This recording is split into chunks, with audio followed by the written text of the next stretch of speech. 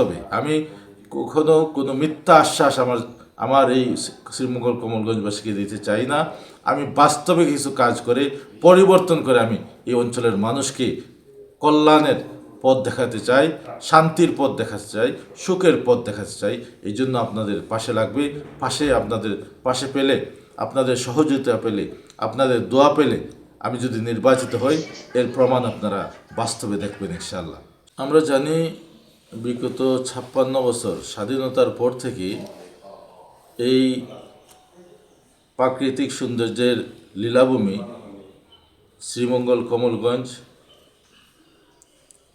আল্লাহ প্রদত্ত নিয়ামতে ভরপুর এই অঞ্চল। দুটি পাতা একটি কুড়ির এই শ্রীমঙ্গল কমলগঞ্জ। আমাদের কি নাই? আমাদের চা বাগান বিশ্বের দরবারে বুক উঁচু করে দাঁড়িয়ে আছে।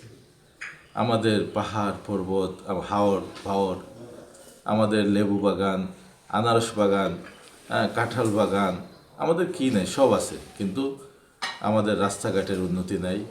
আমাদের চিকিৎসা সেবা বলতে কিছুই নাই। আমাদের হসপিটালগুলো গেলে আমাদের কোনো রোগীরা সুচিকিৎসা পায় না, ডাক্তার নাই, ওষুধ নাই, নার্স নাই, শুধু নাই শুনতে হয়।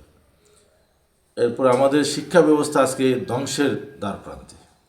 এমন কোনো স্কুল কলেজ মাদ্রাসা নাই যেখানে আমাদের শিক্ষা উপকরণের ঘাটতি নেই, শিক্ষক শিক্ষিকা নাই, সঠিকভাবে লেখাপড়ার ব্যবস্থা, সুব্যবস্থা নাই।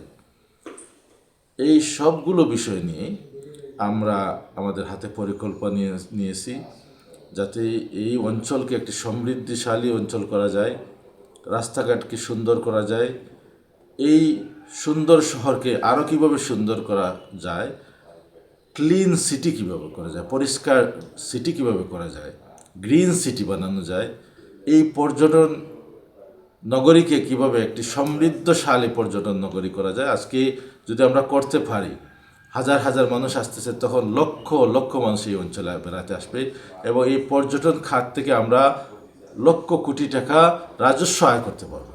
এই অঞ্চলের জন্য সমৃদ্ধির দুয়ার খুলবে।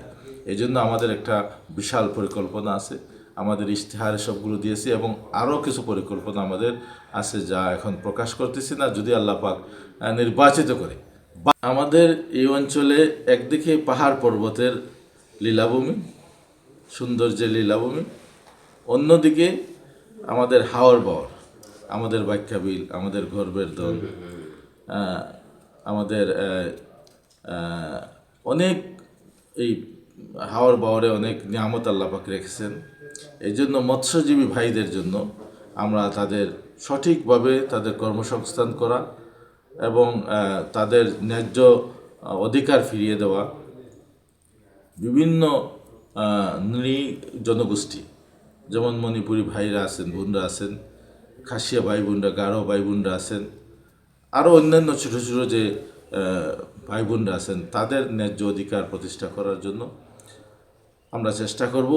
বিশেষ করে যে শিল্প প্রতিষ্ঠানগুলো আছে, অধিকাংশ প্রতিষ্ঠানে আমরা সচল দেখতে পাচ্ছি না, বিভিন্ন সুবিধা অসুবিধার কারণে। এগুলোকে কিভাবে এই অসুবিধা দূর করে শিল্প প্রতিষ্ঠানগুলোকে আমরা আমাদের এই অঞ্চলের জন্য কর্মসংস্থানের ব্যবস্থা করা যায়, বেকার যুবতীদেরকে কাজে লাগানো যায়, নারী পুরুষদেরকে কিভাবে আমরা কর্মক্ষ করতে পারি, এটা আমাদের জন্য বিশেষ একটা আমাদের কাজ হাতে নেব ইনশাআল্লাহ।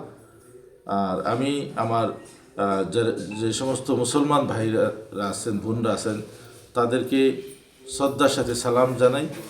পাশাপাশি অন্যান্য ধর্মের ভাই বোনদের কাছে আমি সশ্রদ্ধ আদাব জানাই। আমি সবার দোয়া আশীর্বাদ চাই। সবাই ভালো থাকবেন, দোয়া করবেন। আজকের মতো এখানে বিদায় নিচ্ছি।